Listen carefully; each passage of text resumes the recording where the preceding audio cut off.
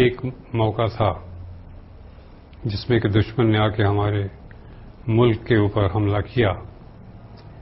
ये एक किस्म का हमें हमारी जिंदगी में एक एम बन गया कि इसका बदला लेना पड़ेगा।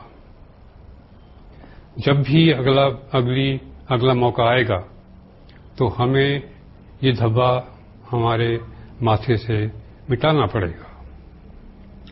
तो ये बड़ी एक पावर होती है इसकी, शिकस्त लेना और उसको समझना और उसका मुद्दा बना लेना, एम कि इसके आगे हम क्या करेंगे, वो हमारे लिए बहुत ही क्लियर सिचुएशन थी। कर्नल होशियार सिंह जी, आप उन शूरवीरों में से एक हैं जिनके ऊपर पूरे देश को जबरदस्त नाज है और आपकी बहादुरी के लिए आपको परमवीर चक्र भी प्रदान किया गया, जो कि सेना का सर्वोच्च पुरस्कार है। ये पुरस्कार किस घटना के लिए, कौन सी लड़ाई के लिए आपको प्रदान किया गया, उसके बारे में जरा विस्तार से बताएंगे। ये अवार्ड 1971 इंडो पाक वार में पाकिस्तान के अंदर लगभग 20 किलोमीटर अंदर एक बसंतर नदी है।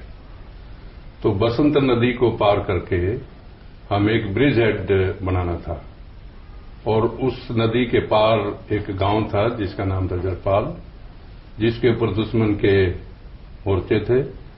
उन्होंने उनको बहुत अच्छी तरह से फोर्टिफाई किया हुआ था, माइनफील्ड लगाए हुए थे, बीच में बसंतर नदी थी और इन दोनों को दुश्मन ने अपने मशीन गनों से, टैंकों से और तोपखाने से कवर किए हुए थे।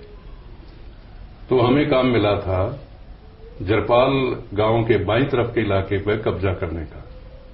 तो 15 तारीख की रात को 10 बजे हमें हुक्म मिला कि बसंतर नदी को पार करो और कब्जा करो।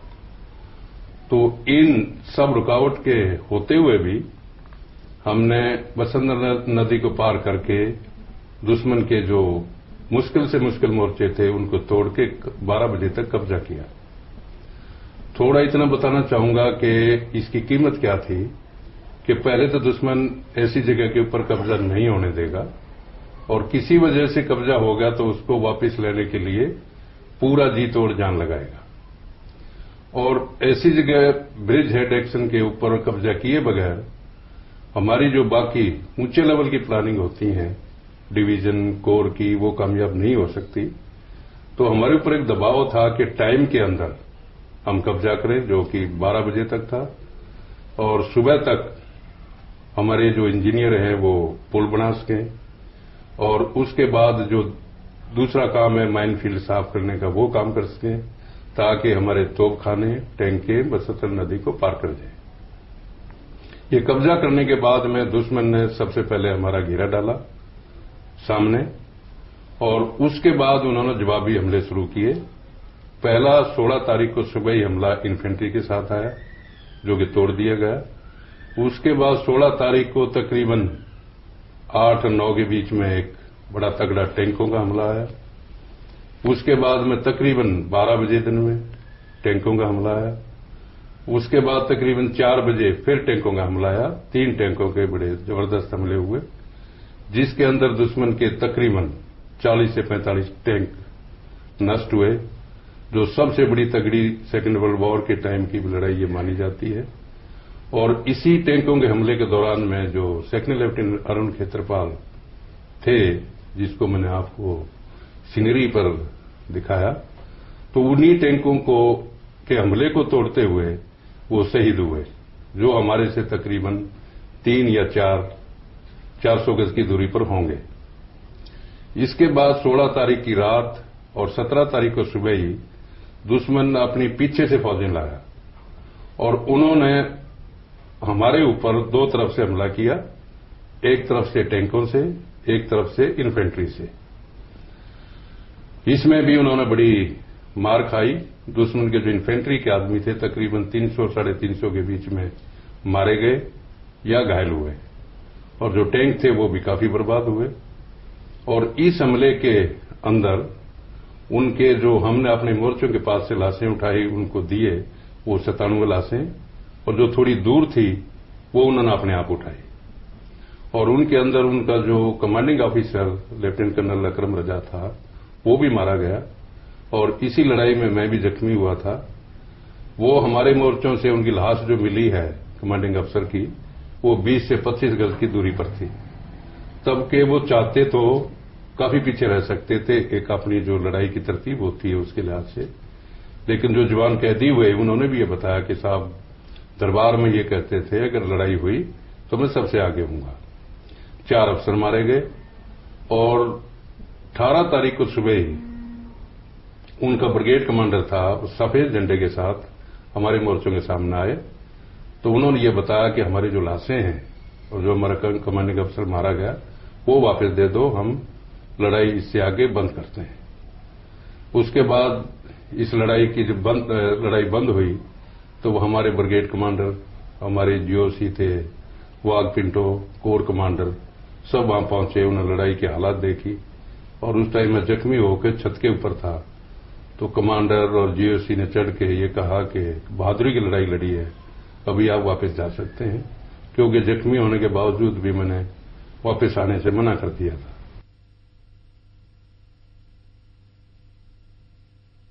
तो आर्मी लाइफ में तो आपने हिंदुस्तान के मुख्तलिफ इलाकों में काफी दौरा किया, कई जगह गए रहे, लेकिन रिटायरमेंट के बाद में आपने डाउन साउथ इतनी दूर यहाँ कुन्नूर में आके रहने की कुन्नूर में आके रहने का फैसला किया? मेरी चॉइस नहीं थी।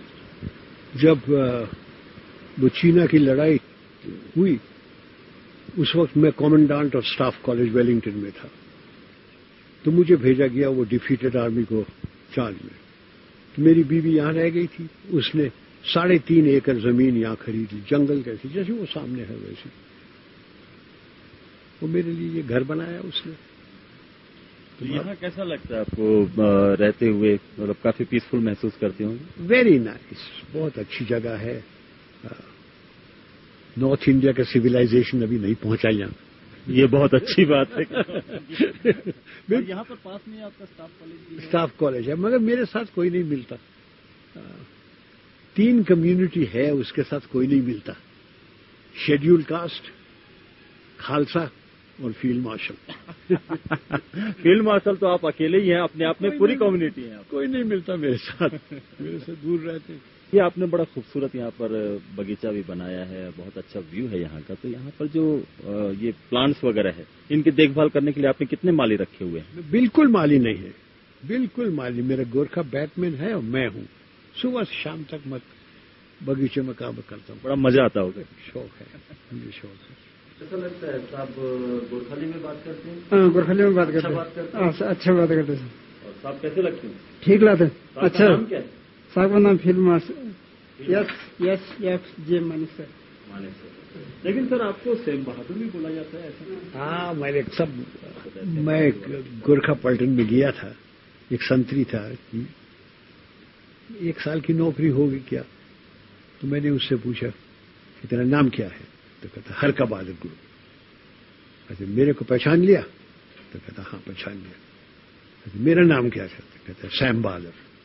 उस दिन के बाद मेरा नाम सैम बहादुर बन गया। जब फील्ड मार्शल बनता है तो सरकार उसको बैटन देती है, ये है फील्ड मार्शल का बैटन। तो इसका आप क्या इस्तेमाल करते हैं? इसका कोई इस्तेमाल नहीं। जो बाकी इस तरह सल्यूट करते हैं, फील्ड मार्शल ऐसे सल्यूट करते हैं बस।